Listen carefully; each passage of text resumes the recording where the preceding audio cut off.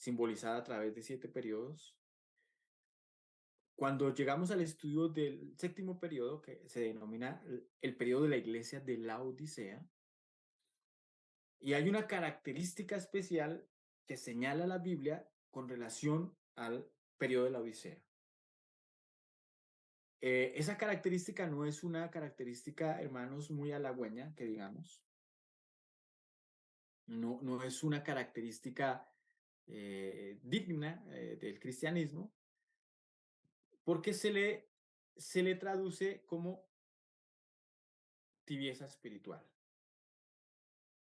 De hecho, hablándole el Señor a la iglesia del periodo de la Odisea, le dice, pues porque no eres ni frío ni caliente, por cuanto eres tibio, te vomitaré de mi boca.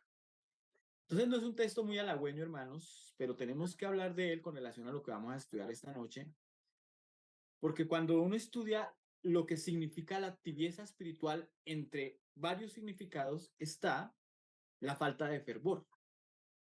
Es decir, en la tibieza espiritual no hay fervor.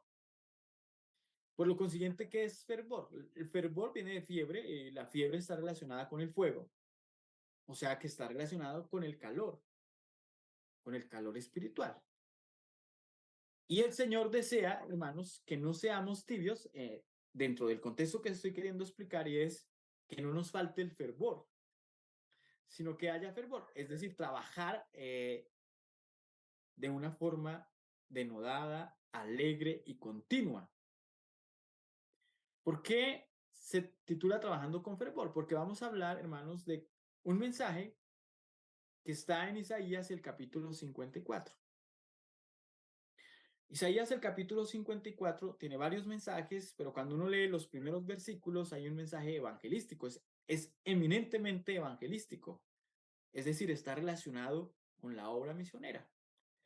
Y este capítulo de Isaías 54 ha inspirado a muchos hombres en la historia bíblica y en la historia cristiana, en la cronología cristiana, hemos hallado hombres que han sido inspirados por Isaías 54. Uno de esos hombres fue este señor que ustedes ven aquí en pantalla y que está en su módulo, que se llamó William Carey o William Carey.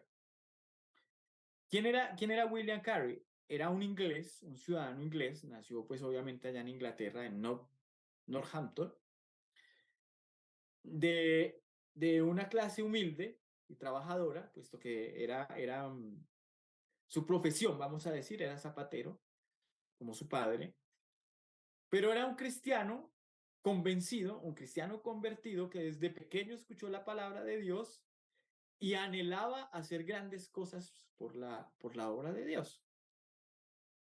Y él un día leyendo la escritura, pues abre Isaías 54 y basado en Isaías 54, hermanos, se convierte, escuchen, vamos a decir, no toma como base ese texto para hacer grandes campañas, y él saca este lema que ustedes ven allí.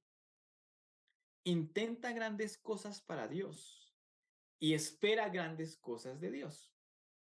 Entonces él imbuido de ese pensamiento, quiere hacer grandes cosas para Dios.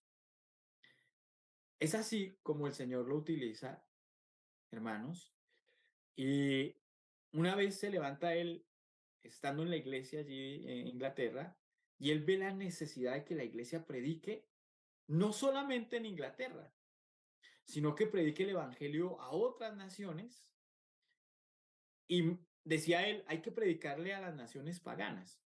Recordemos, hermanos, que el paganismo es una forma de religión antigua, donde hay una mezcla de politeísmo y de idolatría. Cuando digo politeísmo es que creen en varios dioses, y de idolatría ustedes saben, ¿no? Pues tener muchas imágenes para adorar. Entonces, este William Carey en su juventud dice, bueno, es importante ir a predicar a otras naciones, especialmente a las paganas. Pero el pastor, el director de la iglesia donde él asistía, le dijo, no, si Dios quiere hacer esa obra, la hará con usted o sin mí. Y finalmente quiso pues como que bajarle la moral, ¿no? Y cortarle las alas a William Carey, pero él no se desanimó. Y aquel día cuando recibe esa respuesta fue más bien para él positiva porque lo animó a alcanzar a esas almas que se denominaban paganas. Bueno, entiéndase que había naciones que se entendían paganas como eran las del continente africano y el Medio Oriente, de para allá al oriente a la India. Entonces el hombre, William Carey, siente el deseo, hermanos, de ir a predicar a las naciones paganas. Después de unos ires y venires, finalmente fue enviado a la India. Cuando llega a la India, que es el primer misionero que va a la India, pues el primer obstáculo fue el idioma. De hecho, se hablan muchos dialectos en la India, pero él no se aminaló frente a eso, sino que empezó a aprender los diferentes dialectos y nos cuenta la biografía que aprendió hasta 30 lenguas distintas de la India. Y empezó a evangelizar, hermanos, en las diferentes lenguas, se dio cuenta de que que hacía falta la Biblia en esos idiomas y entonces empezó a hacer la traducción de la Biblia a las diferentes lenguas hasta que a causa de su laboriosidad se convierte en el traductor oficial del gobierno. Y fue un hombre, hermanos, humilde porque no tuvo mucho estudio, pero ¿qué caracterizó a William Carey? El fervor, el deseo de hacer algo para Dios, el deseo de ser un instrumento en las manos del Señor para ganar almas para Cristo. Pues finalmente, hermanos, la biografía nos cuenta de que hizo grandes cosas, ganó miles de almas, escribió la Biblia a cientos de personas, las transcribió a diferentes lenguas y finalmente, hermanos, se dedicó un 100% a ganar almas. Optimizó su tiempo, se volvió eficiente y eficaz y nos dice algo de la biografía que está en sus módulos así. Desempeñaba estas tareas de traducción, de predicación, incluso al riesgo de su salud. Se aplicaba metódica y rigurosamente a su programa de trabajos, es decir, tenía una agenda de trabajo año tras año, y se divertía pasando de una tarea a la otra. Él decía que pierde más constancia e indolentemente que con las interrupciones de las visitas. Entonces ni siquiera le gustaba, digamos, dejar de lado algo que fuera importante por algo que no lo fuera. Observaba, por lo tanto, la norma de tomar sin vacilar la hora marcada y no dejar que absolutamente nada lo distrajese durante su periodo de trabajo.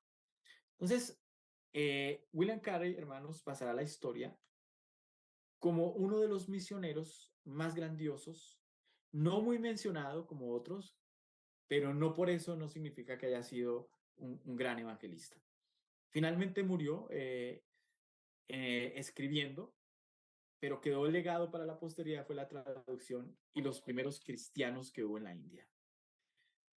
¿Por qué tomamos esto, hermanos, a colación? Porque nosotros en el evangelismo, en la obra misionera, en la obra de predicar, en la obra de ganar almas, necesitamos poner en empeño y, por supuesto, ser fervorosos. ¿Qué dice Elena de White con relación a esto? Dice, algunos no tienen firmeza de carácter, sus planes y propósitos carecen de forma definida y de consistencia. De poco sirven en el mundo. Esta flaqueza, indecisión e ineficacia deben vencerse. Muchos que son aptos para hacer una obra excelente logran muy poco porque a poco aspiran. Miles de cristianos pasan la vida como si no tuvieran un gran fin que perseguir ni un alto ideal que alcanzar. Una causa de ello es lo poco que se estiman. Cristo pagó un precio infinito por nosotros y quiere que estimemos nuestro propio valor en conformidad con dicho precio. No os deis por satisfechos con alcanzar un bajo nivel. No somos lo que podríamos ser, ni lo que Dios quiere que seamos. No penséis nunca que ya habéis aprendido bastante y que podéis cejar en vuestros esfuerzos. La mente cultivada es la medida del hombre. Vuestra educación debe proseguir durante toda la vida. Cada día debéis aprender algo nuevo y ponerlo en práctica y poner en práctica ese conocimiento adquirido. Muchos se inutilizan porque temiendo fracasar, huyen de las responsabilidades. Entonces, hermanos, Dios quiere obrar a través de nosotros. Dios desea que nos constituyamos en fieles centinelas del Maestro. Él desea que prediquemos la palabra, pero que nos apliquemos en una forma sistemática, concienzuda y nos preparemos para ello. Les decía que William Carey se inspiró, vamos a decirlo así, ¿no? En Isaías 54. ¿Qué dice Isaías 54? Mm, Isaías 54, vamos a leer algunos versículos y a entenderlos dentro del contexto evangelístico. ¿Qué dice Isaías 54, 2 y 3? Dice, ensancha el sitio de tu tienda y las cortinas de tus habitaciones sean extendidas. No seas escasa, alarga tus cuerdas y refuerza tus estacas, porque te extenderás a la mano derecha y a la mano izquierda, y tu descendencia heredará naciones y habitarás las ciudades asoladas. Entonces, este texto, hermanos, es un texto con un doble significado. Le estaba literalmente hablando al pueblo de Israel y se refería a ese crecimiento, como el Señor le hizo la promesa a Abraham, como las estrellas será tu descendencia. Entonces, Israel tenía una promesa de crecimiento.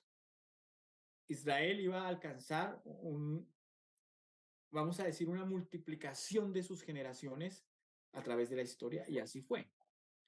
Pero cuando vamos a este contexto espiritual, se está refiriendo no solamente al Israel antiguo y ese propósito que Dios tenía con Israel, sino que se refiere también al Israel moderno. Y cuando dice ensancha el sitio de tus tiendas, le está diciendo a la iglesia de hoy que tiene que crecer también. Es decir, que tiene que extender sus tiendas. Recuerden ustedes, hermanos, que antiguamente las casas, y obviamente en el desierto, no se hacían como se hacen hoy, sino que se utilizaban unas tiendas de campaña parecidas a las que hoy se llaman carpas en algunos lugares, como campings, pero obviamente mucho más grandes. Y allí eran donde habitaban los ciudadanos israelitas. Ahora, ¿qué le dice el Señor? Tienes que ampliar esa tienda. Eso es lo primero que le está diciendo el Señor al pueblo de Israel, antiguo y moderno. Antiguo le decía, bueno, tienes que crecer, tienes que hacer las casas más grandes, y a nosotros también lo dicen lo mismo, dice, la iglesia tiene que crecer. Noten lo que dice aquí, algo interesante. Todo el capítulo 54 de Isaías es aplicable al pueblo de Dios y se cumplirá cada especificación de la profecía. La promesa es para los que en medio de la apostasía general guardan los mandamientos de Dios. Ese es el pueblo de Dios hoy, y ensalzan la norma moral ante los ojos del mundo, que ha abandonado la ley y quebrantado el pacto eterno. Dios, ¿qué le dice a su pueblo hoy? A su iglesia le dice, ensancha el sitio de tu tienda. ¿Qué es ensanchar? Miren qué interesante esta explicación. Significa extender o hacer más ancha una cosa, hacer que ocupe más extensión o que ocupe más tiempo. La frase ensancha el sitio de tu tienda nos habla de la visión, el compromiso y la pasión que debemos sentir por aquello en lo que Dios te habla. Dios te dice, ensancha la tienda, tu casa, tu iglesia, tu vida, tu relación con otros, tu mentalidad, tu compromiso con Dios. Miren qué interesante, hermanos, cómo nos amplía ahora el concepto, ¿no? De qué es ensanchar las tiendas. Ensanchar las tiendas es, hermanos, ampliar nuestro conocimiento, ampliar nuestra esfera de acción, ampliar nuestros objetivos y ampliar, por supuesto, la iglesia. A esto se refiere. Ensancha tu ministerio. En otras palabras, es decirle al Señor, quiero crecer. Y aunque me cueste alcanzarlo, debo esforzarme para hacerlo. Para ello debo romper con la monotonía, debo salir de mi sitio de confort, romper con la rutina y hacer cambios. Estos textos, hermanos, como les decía al principio, inspirado a William Carey, los puso en el contexto y él dijo, bueno, yo quiero hacer crecer la iglesia, pero para eso tiene uno que crecer como persona. Entonces podríamos decir en ese orden de ideas que nosotros, hermanos, también somos esas tiendas. Y Dios desea que como individuos crezcamos. Obviamente estoy poniendo todo esto, mis hermanos, dentro del contexto espiritual. ¿Cómo crecemos? Espiritualmente hablando. Pues a través de la praxis, ¿no? La praxis cristiana, como es el estudio, el estudio es muy importante, hermanos, a la hora de crecer, porque entre más conocimiento se tiene, más herramientas se tienen para trabajar. Y entre más herramientas, pues más práctico y más rápido se hace el trabajo. Muy bien, vamos a seguir aquí desglosando Isaías 54.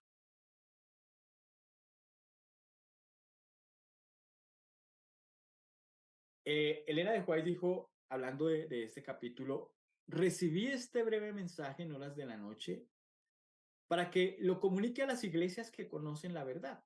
Y se cita Isaías 54, 2 y 3. Hombres inspirados por el Espíritu Santo deben trabajar en nuevos territorios. Hay que establecer nuevas iglesias y grupos. Es necesario que haya representantes de la verdad presente en todas las ciudades y hasta en los lugares más remotos del mundo. Una crisis se avecina. Pero imbuidos del poder del Espíritu Santo, debemos ahora proclamar las grandes verdades para estos últimos días.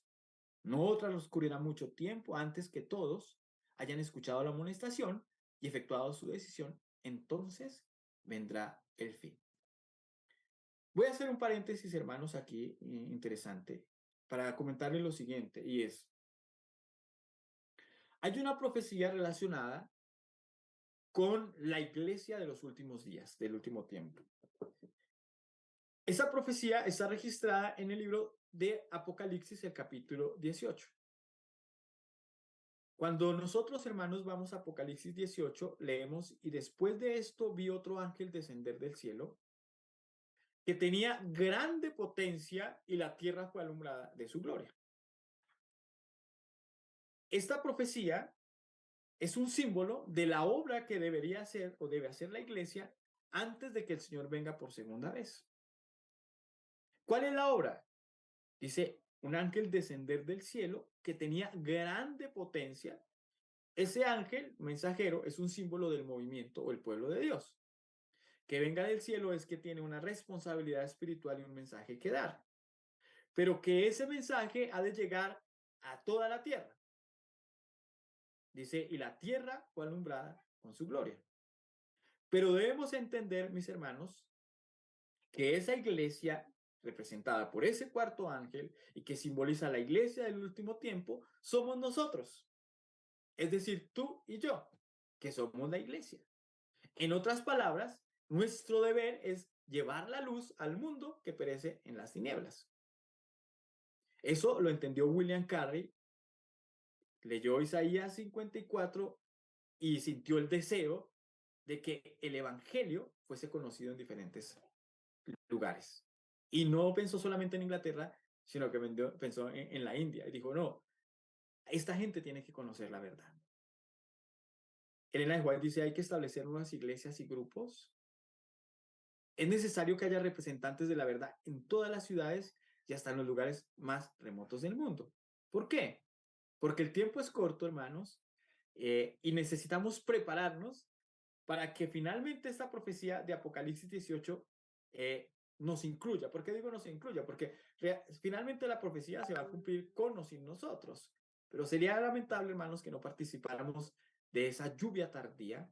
Pero para participar de la lluvia tardía, que es la predicación de la verdad a gran escala, debemos recibir la lluvia temprana. Y para recibir la lluvia temprana debemos prepararnos ahora a través de estos mensajes. ¿Qué nos ayuda a prepararnos para la lluvia temprana? Concientizándonos de que nosotros somos partícipes de esta obra y que para que la iglesia se ensanche, debemos ensancharnos también nosotros. Ahora, al ensanchar las cuerdas, al ensanchar las tiendas, ¿qué se requería? Se requería telas, cortinas y cuerdas. Porque si tú vas a ampliar, entonces obviamente necesitas unas cuerdas más largas, poniéndolo en el contexto del pueblo de Israel que tenía que ensanchar sus tiendas. Y a nosotros como pueblo, hermanos, se nos dice también, no solamente que ensanchemos las tiendas, sino que dice el texto, alarga tus cuerdas. Es lo segundo. Y tercero, refuerza tus estacas. ¿Qué es alargar las cuerdas, hermanos? Alargar las cuerdas es cambiar de mentalidad. Yo voy a explicarles esto desde el siguiente punto de vista. A veces nos hemos acostumbrado a conformarnos con lo que tenemos o con lo que hemos hecho. Pero alargar las cuerdas es tener un pensamiento, hermanos, un poco más allá. Alargar las cuerdas es una condición también mental y es pensar en que podemos hacer muchas cosas que hasta hoy no hemos hecho si nos disponemos para ello. Es decir, disponernos a ser utilizados por Dios. Cuando nosotros, hermanos, nos disponemos en las manos de Dios y le decimos al Señor que queremos ser instrumentos en tus manos o en sus manos, seguramente el Señor nos utilizará. Pero necesitamos empezar a cambiar eh, de adentro hacia afuera y esos pensamientos. Dice Isaías 52, Isaías, y las cortinas de tus habitaciones sean extendidas. Esto significa que si no tenemos que si nos tenemos que ensanchar hacia afuera, perdón, también lo debemos hacer hacia adentro. ¿Qué significa ensancharse hacia adentro? Significa que debemos preparar nuestro corazón para que la visión pueda llevarse a cabo. Este es el problema de muchos cristianos que anhelan que Dios los bendiga grandemente, pero interiormente son pequeños. Entonces, hermanos, debe haber un crecimiento interior también. Y para ese crecimiento, pues necesitamos algo que se llama reflexión. Voy a poner un pequeño ejemplo, hermanos, para hacerlo más entendible y mucho más práctico. La palabra de Dios es rica en enseñanzas, ¿verdad? En doctrinas. La palabra doctrina viene de didasco o didaje, que son las lenguas originales, hebreo y griego y latín. Y didaje significa lo que viene de Dios, las enseñanzas que vienen de Dios. Pero a veces no, hermanos, no hacemos uso de la palabra para crecer en el conocimiento. Y necesitamos crecer en el conocimiento. ¿Cómo crecemos en el conocimiento? Invirtiendo tiempo, haciendo sacrificios. ¿Cómo o a qué me refiero con esto? ¿Y cómo nos ayuda? Si queremos ser evangelistas y ayudar a crecer la iglesia, debemos crecer nosotros también y pongámonos en el ámbito del conocimiento. Y para crecer en el conocimiento necesitamos invertir tiempo para estudiar. Ahora, sí, yo quiero ir a predicar la verdad del sábado. Estamos convictos, hermanos. Una cosa es la convicción, otra es la conversión, pero estamos convictos de que el sábado es el día de Dios. El sábado es el día del Señor, que forma parte del decálogo de la ley de Dios, que también está en vigencia y que es el cuarto mandamiento. Y yo deseo que la gente, hermanos, conozca esta verdad. Pero para que la gente conozca esta verdad, yo necesito conocerla primero. Necesito entenderla y necesito practicarla. Ahora, para conocerla, ¿qué necesito? ¿Qué necesito para entender una doctrina, para conocerla? ¿Qué creen los hermanos? ¿Quién me ayuda? Ya he hablado bastante.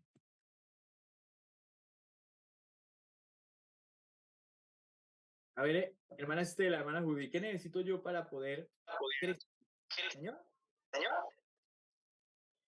Bueno, yo pienso que más que todo, hermano, es conocer el sacrificio que Jesús hizo por mí, Ujú, consagrarme, porque de otra manera no voy a, o sea, no, hermano, mire, ujú, este, nosotros en realidad, como usted dice, mire, lo que representamos el ángel de Apocalipsis 18, pero si nosotros no somos, eh, no profundizamos en el conocimiento, no nos consagramos, ¿cómo vamos a ir a predicar el evangelio, hermano? A deshonrar a Dios.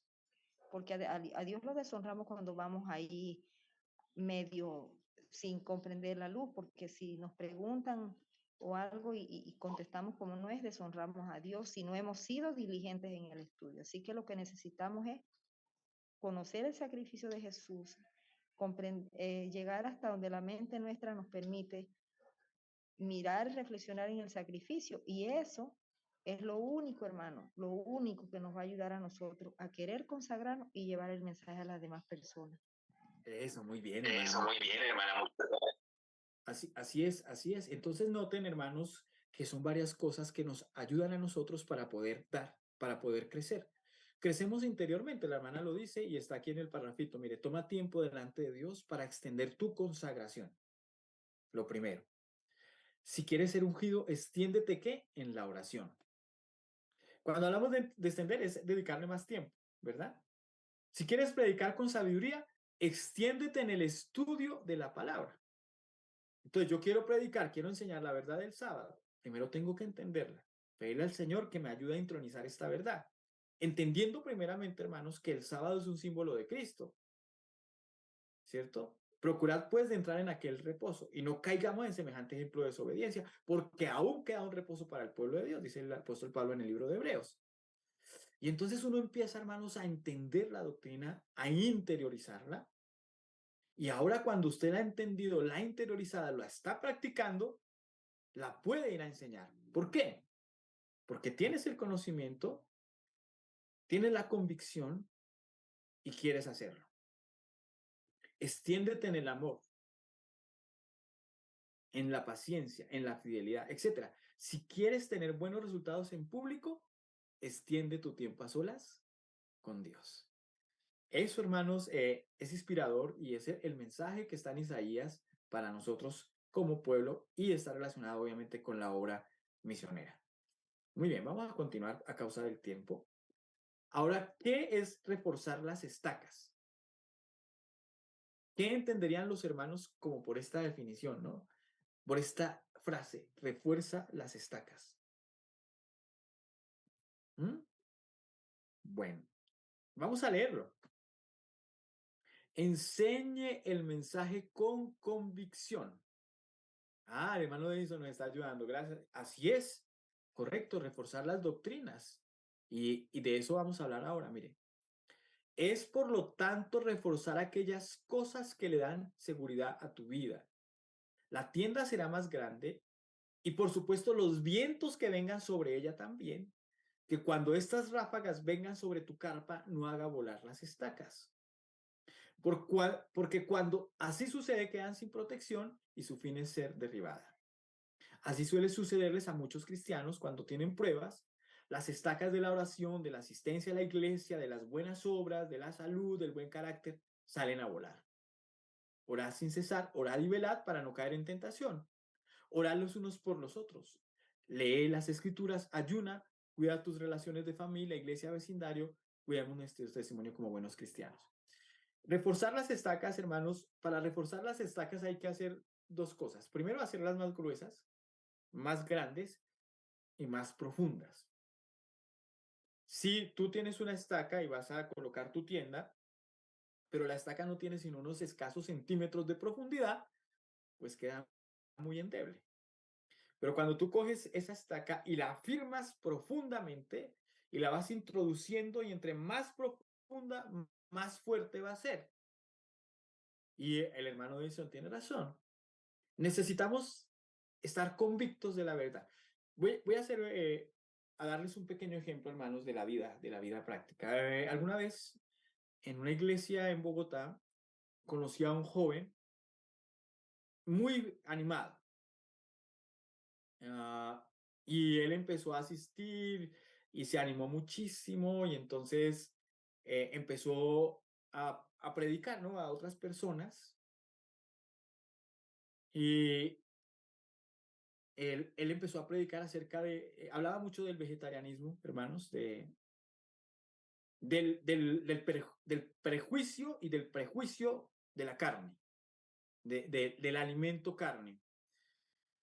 Y empezó a hablar de eso mucho. Pero después, hermanos, de un tiempo, pasados a algunos meses largos, no volvió más. El muchacho no volvió a la iglesia. Él manejaba un taxi. Y yo me lo encontré después. Lo saludé, le dije, ve, ¿por qué no volviste a la iglesia? Te hemos extrañado. Entonces me dijo lo siguiente, hermanos. Me dijo, no, es que ahora sí encontré la verdad. Y yo le dije, ¿y qué encontraste de verdad? Dijo, no, que no hay nada de comer malo en comer carne, me dijo. Y entonces yo le dije, ¿y quién te dijo eso? Y me dijo, pues yo iba en el taxi, iba manejando y llevé en el taxi a un pastor pentecostal. Y el hermano sí me explicó realmente cómo es ese tema.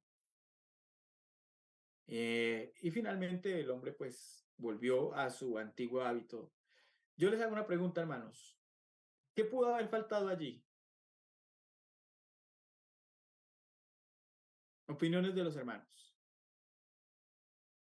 Claro, dentro del contexto que Bueno, estaba. Ujú. sí, yo opino que de pronto le faltó estar más seguro en lo que Ujú. había ya escuchado, ¿no?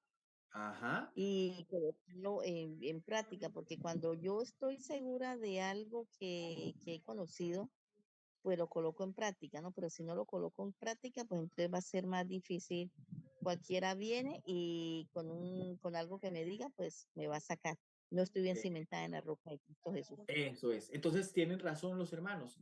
No, y él practicó por algún tiempo el vegetarianismo. Por un tiempo estuvo vegetariano, pero después, cuando le leyeron algunos textos mal interpretados de la Biblia, él se desanimó. Faltó, hermanos, profundidad, ¿verdad? De las estacas. Faltó profundidad en la doctrina, conocimiento. Noten que dice la Biblia, mi pueblo fue talado porque le faltó conocimiento, le faltó sabiduría. Para poder usted dar, hermanos, necesita la convicción, pero esa convicción la da el estudio. Claro, a veces nosotros fallamos en dar estudios a nuestros hermanos, pero uno, hermanos, a nivel personal debe de preocuparse por estudiar y tener clara la doctrina, la enseñanza. ¿Para qué? Para cuando vengan esas situaciones, ¿cierto? Que son contrarias, podamos permanecer firmes y sin vacilar. Y ese es el consejo, ¿cierto? Así es, hermanito Denilson. Necesitamos dar nosotros también buenas explicaciones para que las personas, pues, entendiendo claramente, van profundizando, ¿no? Y refuerzan las estacas. Esa es la situación, reforzar las estacas. Entonces, hay que sacar tiempo, hermanos y hermanas. Un buen evangelista, que estamos estudiando evangelismo esta noche, tiene que invertir tiempo en el estudio, a solas, y utilizar las herramientas propias del estudio, ¿cierto? Para entender algunos términos que quizás no entendemos, conocer un poquito de etimología para saber el significado original de las palabras. Hay que mirar el contexto histórico, el contexto geográfico, ¿cierto? Todo eso es importante, hermanos. Y empezamos a reforzar las estacas. Y cuando están reforzadas las estacas y las tiendas están amplias, pues vamos a albergar mayor cantidad de personas que, digamos, en ese mensaje está, ¿no? Vamos a seguir leyendo aquí algo interesante. Bueno, reforzar las estacas, esto está en su módulo, es luchar por mantener los principios con los cuales se originó nuestra iglesia para no caer en apostasía. Cuando dejamos de mejorar en nuestra vida cristiana, nos preparamos para la apostasía. ¿Qué es la apostasía, hermanos? Es desviarse de los principios. Pero si las estacas están bien reforzadas, bien profundas, bien establecidas, entonces vamos a estar firmes. Y cuando vengan esos vientos, hermanos, que parecieran desarraigarnos de la fe, pues estamos allí, en la roca que es Cristo y en el conocimiento de la palabra. Y obviamente nuestra tienda, hermanos, estará bien estable. Muy bien.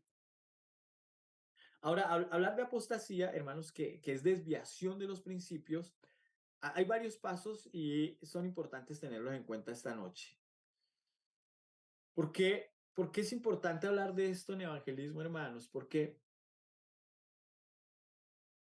hay una profecía también que se llama la profecía del zarandeo y está basada en la experiencia del apóstol Pedro.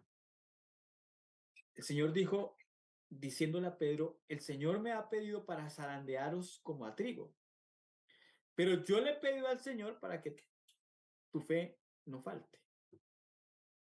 Cuando no nos afianzamos en las doctrinas, cuando no practicamos los ejercicios o la praxis del evangelio, la oración, el estudio, dedicar tiempo a estas cosas espirituales, fácilmente nos podemos desviar. Pero vamos a leer estos 4 pasos que están ahí en el módulo y me parecieron interesante compartirlos, hermanos.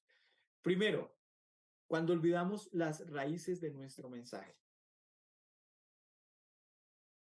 Debemos cambiar nuestras hojas, mejorar día a día para ser más útiles para el Señor, pero nunca las raíces. Podremos cambiar nuestras opiniones, pero nunca nuestros principios. Porque los principios, hermanos, son los que nos distinguen, ¿cierto? Como nuestras doctrinas ante el mundo. ¿Cuáles son las raíces de nuestro mensaje?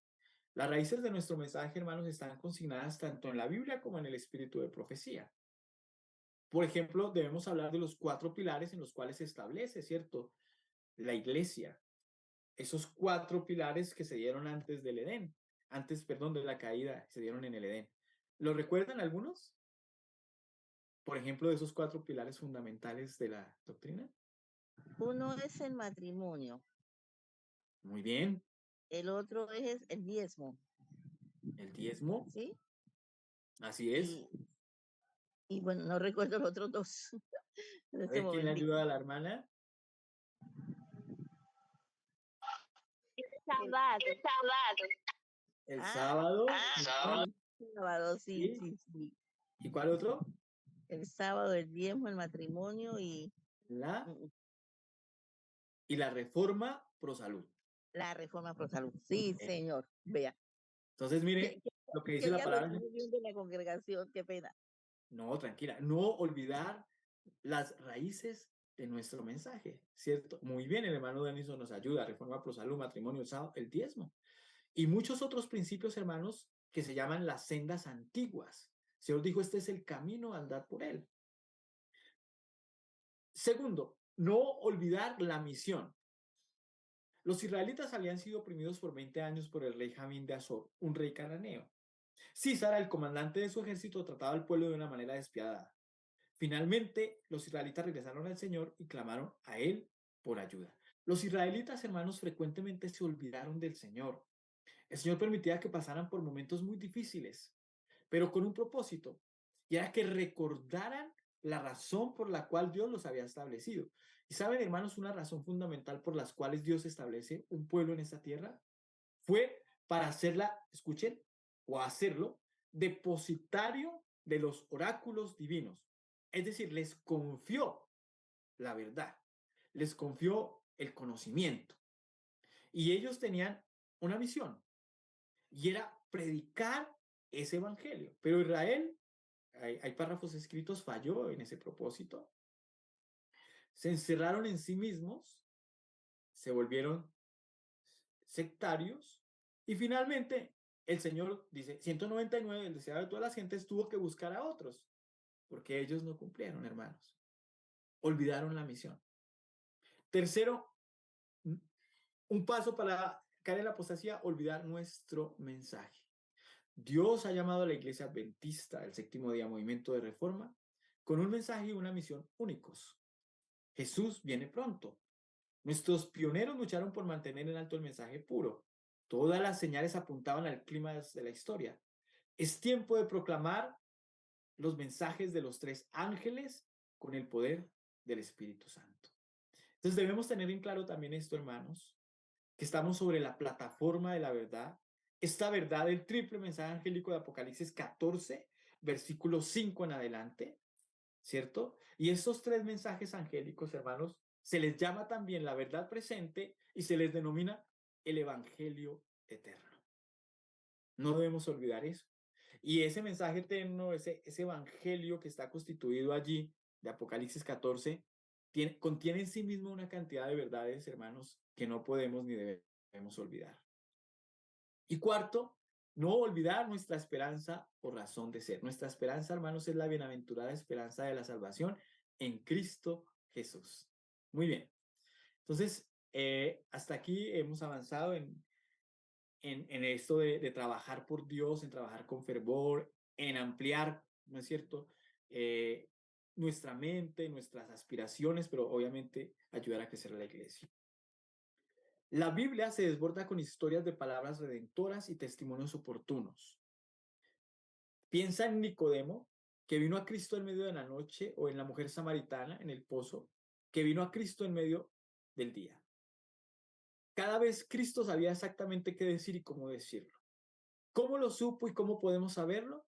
Jesús pasó largas horas en oración antes de comenzar cada día de su ministerio. Entonces, el fervor, hermanos, no es casual. El fervor viene de Dios. Es propio de la obra del Espíritu Santo en nosotros. Y para nosotros ser fervorosos necesitamos perseverar en la oración y pedirle al Señor, escuchen lo que voy a decir, que nos permita salir de la condición laudicense, ¿sí? Para pasar a una condición de estas iglesias como la de Filadelfia, por ejemplo, o como la de Éfeso, en donde aunque recibieron reproches, pero también recibieron la aprobación de Dios. ¿Ven? Entonces, necesitamos, hermanos, que el Señor nos imbuya o nos dé ese fervor. Hay algo importante, hay un medio interesante que está en su módulo y también no lo quiero dejar pasar por alto, y es cómo es importante también, hermanos, nosotros compartir nuestras experiencias cristianas con las personas, hablar de nuestra historia, y, y eso está en el espíritu de profecía, y es ¿qué ha hecho Dios por ti? ¿Cómo ha impactado tu vida el evangelio que cambió tu vida? ¿Qué ha pasado como resultado? ¿Por qué estás agradecido? ¿Podrán otros beneficiarse al escuchar lo que Dios ha logrado en tu vida? Al responder estas preguntas, desarrollas una de tus herramientas de testimonio más poderosas, y es el testimonio personal. Revisa tu testimonio a menudo. Actualízalo diariamente de cómo Dios hace milagros en el mundo que te rodea. Elena de White escribe en El deseado de todas las gentes algo interesante. Ella dice, hay para nosotros mayor estímulo en la menor bendición que recibimos de Dios, que en todos los relatos que podemos leer de la fe y experiencias ajenas. ¿Qué nos ayuda a estar lozanos, hermanos, y fervientes o fervorosos? Está renovando nuestras experiencias, ¿cierto? Y lo que Dios ha hecho por nosotros, lo que Él hace cada día, cada milagro en cada situación. Una vez, hermano, recuerdo ya para cerrar esta partecita y esta clase, hicimos una tarde de testimonios y, y recuerdo, hermanos, que debíamos pasar, ¿no? A contar un testimonio de lo que Dios ha hecho en nuestra vida. Y está bien lo que voy a decir porque sí se dieron testimonios, pero los hermanos empezaron a contar testimonios de años, de hacía 15 años, de hacía 20 años. Y está bien, hermanos, porque Dios ha obrado a través, ¿no?, del tiempo y lo seguirá haciendo. Pero yo les pregunté, no, demos testimonios de lo que Dios hizo esta semana con nosotros. Una experiencia de esos milagros que Dios hace con nosotros a diario, cercanos. Y entonces muchos tuvieron que hacer, hermanos, memoria, decir, a ver, ¿qué ha hecho Dios? ¿Qué ha hecho Dios por mí? Cuando cada día, hermanos, es una experiencia de vida en Dios, ¿cierto? Cada situación, hermanos, en que el Señor nos permite salir avantes es un milagro que Dios hace. Y todas esas experiencias ricas, espirituales, que Dios nos permite vivir, debemos compartirlas, porque esa experiencia también es una forma de evangelizar. Es una forma de hacer que las personas quieran hallar y formar parte, ¿no?, de un evangelio práctico, un evangelio dinámico, un evangelio de cada día. Así que, mis hermanos, vamos a dejar hasta aquí por ahora. Muchas gracias por acompañarnos a través del estudio sistemático de la palabra de Dios, que es la EMBAT, Escuela Misionera Betel, abierta y a distancia. Mi invitación es para que sigan adelante estudiando, sacando tiempo pues para los módulos y por supuesto para estas cátedras, que por el escaso tiempo pues nos toca tratar de ampliar, ¿no?, los conceptos y algunas enseñanzas. Por lo demás, Dios nos permita encontrarnos dentro de 15 días. Gracias por estar con nosotros. Y vamos a terminar con una oración. No sé qué hermana o hermano le gustaría hacer la oración de cierre. Hermana Gloria. Amén. Adelante, hermanita. Gracias.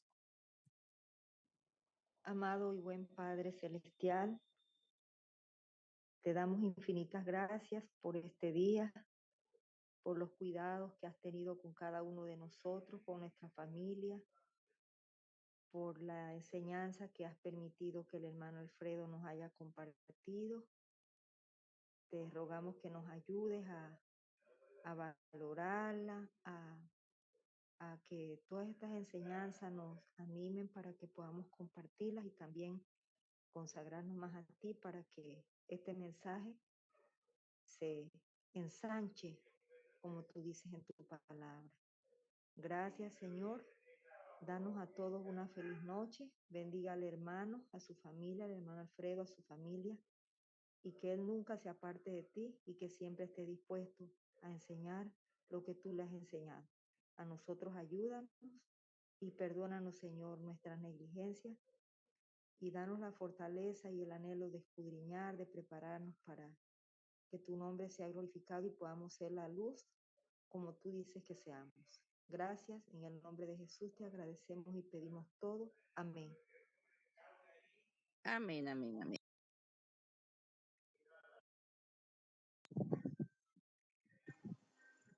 Hasta mañana para todos, hermanitos. Buenas noches. Que descansen El para Señor les Dios. bendiga. Gracias por la oración. Gracias por estar atentos. Dios les guarde. Feliz noche.